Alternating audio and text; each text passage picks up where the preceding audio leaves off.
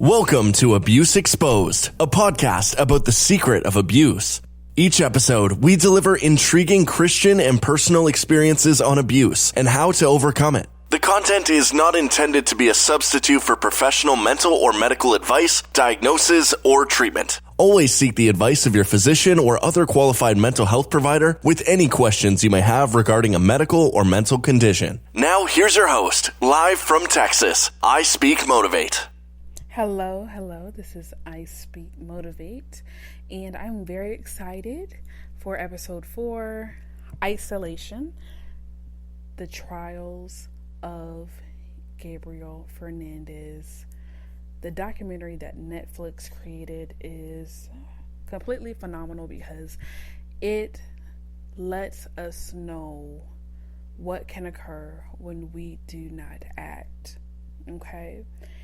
And I'm very excited to go forward with the topic of isolation today and to show how Gabriel Fernandez was isolated within his own environment that he was supposed to call home.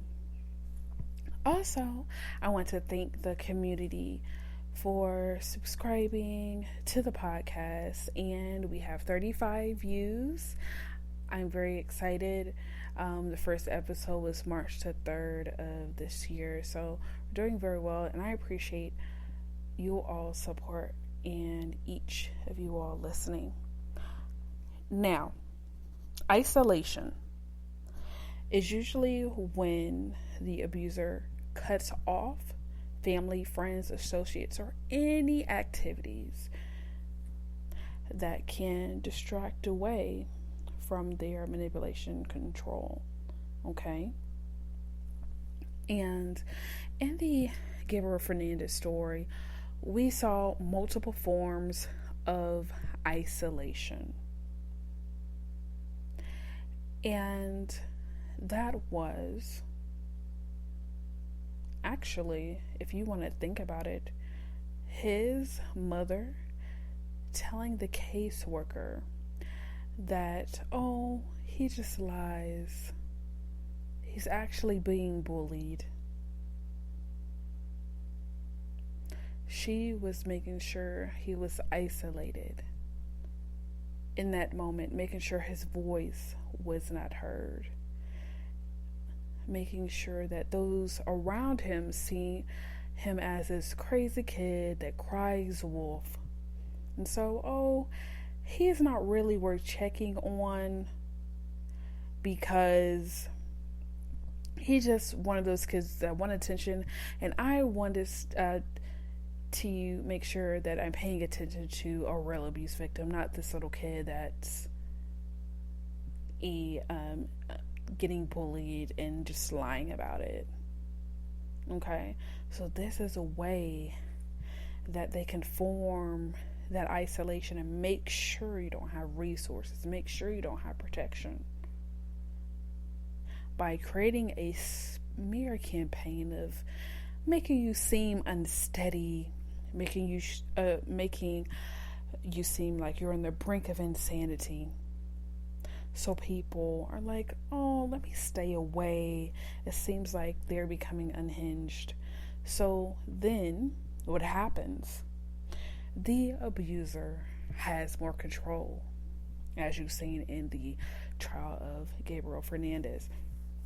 Now, another thing was, I don't know if you saw in there, Gabriel was absent for school frequently, and I remember the teacher saying something around 13 days he wasn't there because he had to heal up from the torture that Pearl Fernandez and Aguirre, her boyfriend, put on that baby. So they're isolating them from the community so there wouldn't be as many reports, because the way that baby looked healed up, you can only imagine how he looked at the initial point of when the abuse was occurring. So that isolation is just a form of protection for the abuser. You see that that Gabriel wasn't in any extracurricular activities, band, not in any sports, not in any churches, and even the family couldn't even see him that often. And that is why I believe the great aunt and great uncle, they try to have the police officers do a wellness check to see if they were okay. Again, making sure family's not around so they don't see what's occurring and catch the red flags in order to stop the abuse. Abusers want the least amount of witnesses as possible. So the more frequent activities that you participate in, the bigger your circle is, the more that they can be exposed. And they don't want that at all. So just be very careful if someone is trying to separate you from your family, friends, or associates and things you love and things like that. And again, they may even gaslight you, as we were speaking about yesterday, to make you feel as if it was your idea to get away from the activity. You had a bad day at work one day and you vented to them. They used that one day that you vented about your job, and you had 364 great days. But they'll bring up that one day to bring ammunition to the fact that you need to quit your job so you can focus on us, our relationship. They don't deserve you. They will encourage you, and then they'll uplift you. And that's the thing. Abusers will uplift you in order to destroy you in the future. Compliments come with severe consequences with abusers. It's very temporary. It is to get you under their control even more. So that's just another thing. One other thing I do want to speak about is the isolation from his siblings. They didn't even want him to play with his siblings. They wanted him to feel less than. Okay? To feel like he had no type of support. And making him feel as if they are the only ones that can bring him life and death, food, nurturing. We are the only ones. And making sure he knew that. Another thing is, one of the most severe things was locking that baby up in the cupboard.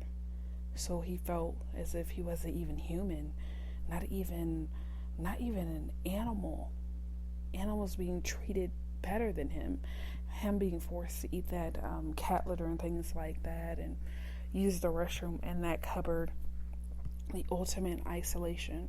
Only imagining what that baby went through and felt during that time is just mind-blowing. You know, that baby was very strong to endure what he endured, but no child should ever have to go through this. So that's why it's important for us to learn the signs and to be a protector of children, as well as be a protector of those that are being abused, male or female.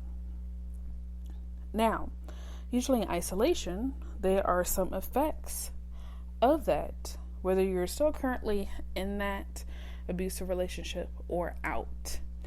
And according to the National Voice of Domestic Violence,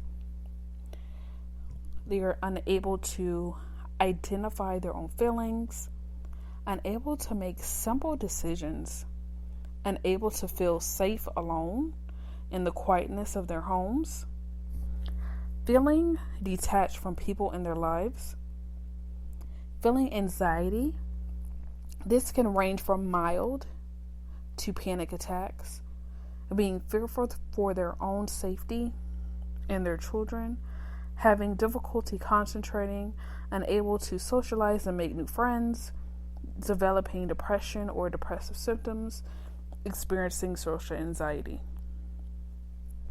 Okay? And all of those are true. All of those are definitely true. Personally, I've gone through those and still working through those with therapy. And when you watch the story with Gabriel Fernandez, his teacher said something to the effect of, he didn't even want to go outside and play. He just wanted to stay inside.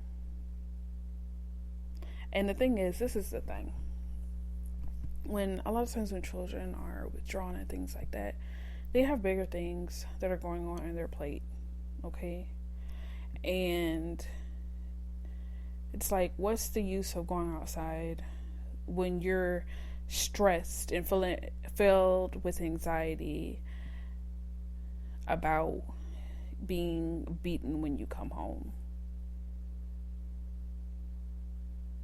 Like, I'm not going to play on this swing set or slide down the slide because I'm worried about being tortured when I get home. I mean, playing outside is my priority. So abused children lose out on their childhood, which is unfortunate. And the children that do survive and become adults from domestic violence,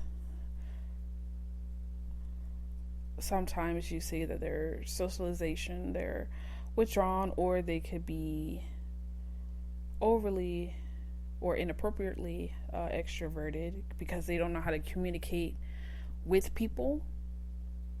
And again, when we talk about being a child in an abusive household, your normal is unhealthy behaviors and abusive behaviors. So that is your template that you follow in life. Okay?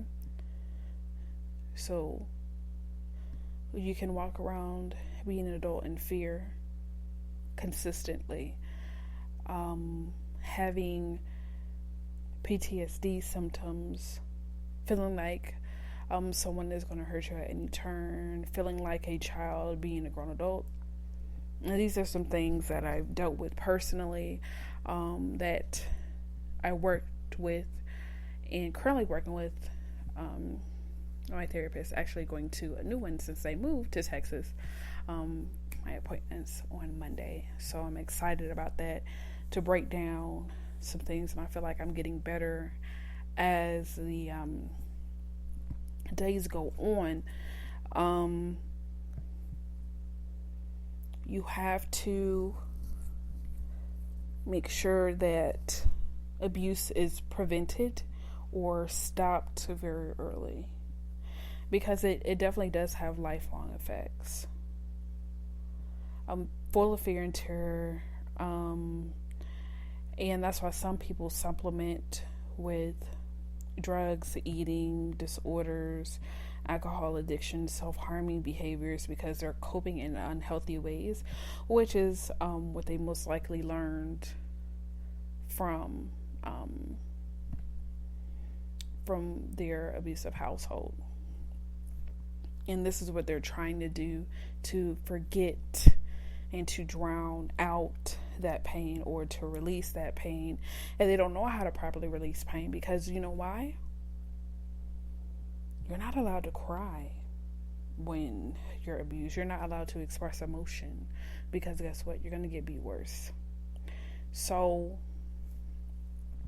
when it comes down to it, we have to be proactive in recognizing the signs of isolation and those that are planting those seeds of isolation to a person. Because again, abusers are wolves in sheep's clothing. A lot of times people are like,